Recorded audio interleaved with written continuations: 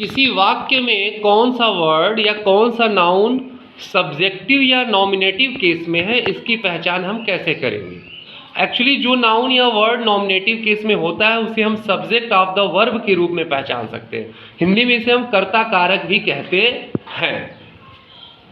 Subjective या nominative case क्या है? जब किसी नाउन का प्रयोग वाक्य के वर्ब के सब्जेक्ट के रूप में होता है तब वह नाउन नॉमिनेटिव केस में होता है।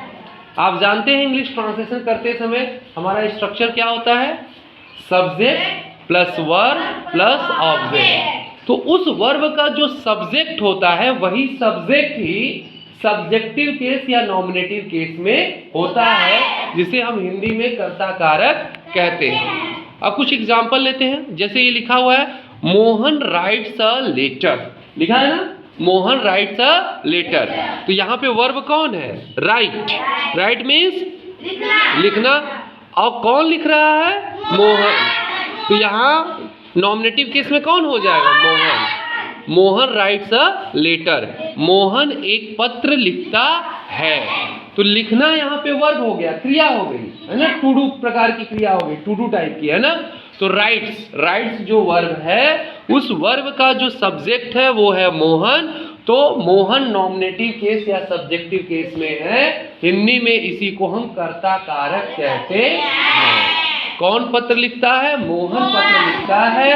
तो मोहन जो है सब्जेक्टिव केस में है।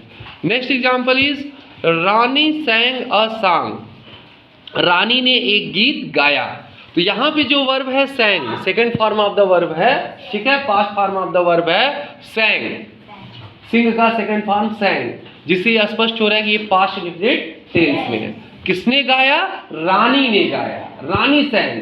तो रानी जो वर्ड है, जो नाउन है, प्रॉपर नाउन है, ये किस केस में है? ये नॉमिनेटिव केस में या सब्जेक्टिव केस में है।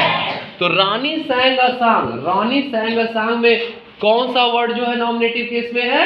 रानी। तो रानी सैंग अ सॉन्ग, रानी ने एक गीत गाया। किसने एक गीत गाया? रानी ने गाया। तो ये जो रानी वर्ड है वो किस केस में है? नॉमिनेटिव या सब्जेक्टिव केस में है। यहाँ नीचे उसको थोड़ा सा एक्सप्लेन किया गया है कि जो पहला एग्जाम्पल था उस वाक्य में मोहन जो है वाक्य के वर्ब राइट्स का सब्जेक्ट है। राइट्स का सब्जेक्ट कौन था? मोहन। अतः मोहन का प्रयोग नॉमिनेटिव केस में हुआ है। और जो दूसरा एग्जाम्पल था हमारा रानी सैंग अ सॉन्ग, दूसरे वाक्य में रानी जो है, जो रानी था वो रानी जो वर्ड है वो वाक्य के वर्ब सैंग का सब्जेक्ट है।